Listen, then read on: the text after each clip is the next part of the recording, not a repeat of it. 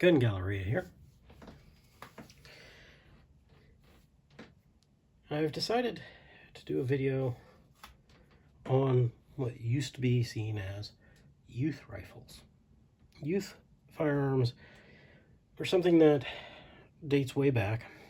It is kind of the idea of the modern day cricket and stuff like that, but this was way back. You know, this is early 1900s, late 1800s kind of time frame, where the idea was having a .22 as a young child isn't some sort of shocking idea. You know, it was very common during the time.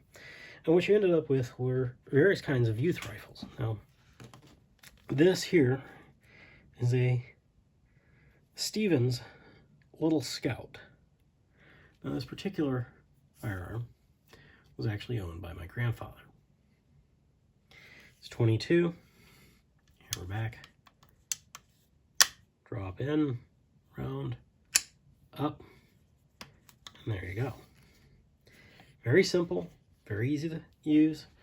It was something that, you know, you wouldn't have to worry about, you know, having a hard time using as a younger person. You know, it's a .22, very simple, very easy to come by rounds that are not, you know, overly powerful, not gonna be any kick. And, you know, something like this, some people had for their entire lives. You know, just because it was a youth rifle doesn't mean that it was, you know, once you got older, you know, useless. You know, still a functioning, usable .22 if you need a .22 for, you know, various pests or other reasons, or just plinking. Now, there's a couple other ones here. This is a Hamilton. Hamilton Rifle Company number 51. Single shot, bolt action, .22. Now, very simple design once again. Now, unlike full typical firearms of bolt action style that you come across, it does not cock when you close it.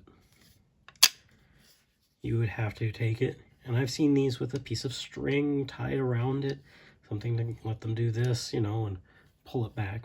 Otherwise, you just simply pull it back. It's ready to fire. Pulling it back does lock the bolt closed for safety. Now, these were very simple firearms. You know, these were not overly fancy. You know, they come apart just by taking this one bolt out. In this case, you see that it's just a flat piece of wood that's been shaped, curved. Well, Stevens has a metal butt plate. This just has straight off wood. Nothing overly fancy.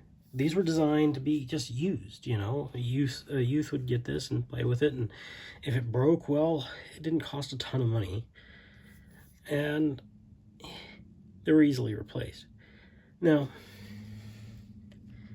the one thing about youth rifles that you'll come across is mismatched parts, missing parts, and all sorts of things. Because as a kid, you had your rifle and your rifle stopped working. Well, it's not like you're going to pay to take it to a gunsmith. It was cheap. It's almost just simply a disposable firearm in a way. So why not take it apart and try to fix it yourself? You know, it's, you know, as you are as a kid, you decide, hey, I'm just going to give this a shot. I mean, what's the worst that can happen?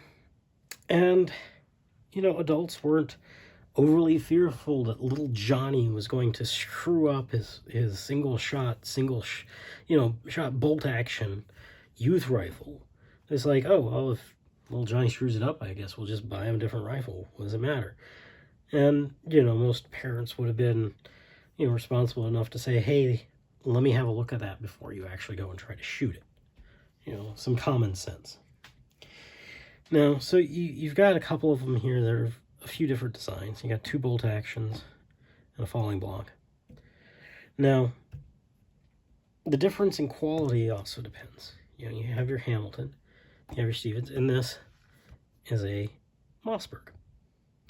Now, I've done some reading on this, This is a Mossberg single shot 22 youth rifle. Again, takes down with just that if you want to take the stock off. I mean, it's a very simple design, metal butt plate. Now, here's the interesting thing about the Mossberg. This is a Mossberg Model B. Now, the Model B is technically the first bolt-action, from what I've read, first bolt-action rifle that Mossberg ever produced. You know, this simple firearm was their first bolt-action. And again, you know, loading it, simple. Pull the pin back, just like on the Hamilton, and it's ready to go.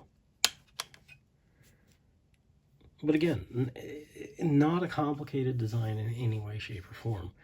I mean, literally, that's it. I mean,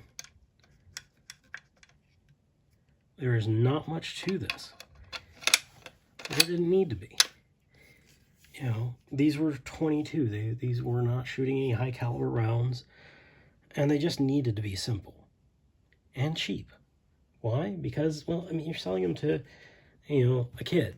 This isn't their lifelong, you know, sturdy long arm that they're going to have for the rest of their lives and depend on for the rest of their lives. This was something to bring them into the world of firearms. This is their first gun. This is their, you know, squirrel shooting, rabbit shooting kind of firearm. It was the equivalent of giving them like an air rifle or a BB gun, you know, except for obviously a lot more powerful. I mean, in some instances, maybe the kids started out with a BB gun and then they moved up to an actual firearm. But these kind of guns have an interesting place in history, and they have an interesting, you know, history about them, you know. And you go and you look at a modern cricket or anything of that nature, it all goes back to this kind of idea. And in the end, there is a whole collecting field to this where people look for youth rifles. And it's an interesting part of the hobby, you know, and it's always good to have a couple of interesting pieces around. And I particularly like having a Model B. But the other thing that comes to mind about these is the scarcity in some instances. Finding ones that are in decent working condition isn't overly easy. And the reason being was going back to kid wanting to fix their own gun. Guess what? They screwed it up. Parents aren't going to pay for a new bolt or spring or extractor. They go, throw it out. Okay, so they were almost disposable. Therefore, there's not a lot of them just kicking around everywhere. They could have made, you know, 1 million of these. But how many survive? You know, things like the Hamilton, same thing. You know, how many actually survive? And that's also something that makes them a little bit more fun, is scarcity of certain models and brands. And when you come across one, it's like, hey, I didn't know that either A, this gun existed, or that I'd actually see one, or something similar to that nature. And that's something I enjoy. Difference in scarcity. And, you know, it's a fun part of the hobby. Anyway, always keep your eye out. Youth rifles aren't a, oh, hey, you know, $10, $15 gun. No, they actually command a decent value. And that does go back to that scarcity. So next time you're at a gun show or you're looking around online, just keep in mind, these are an interesting part of the firearms history of our country. Thank you for watching.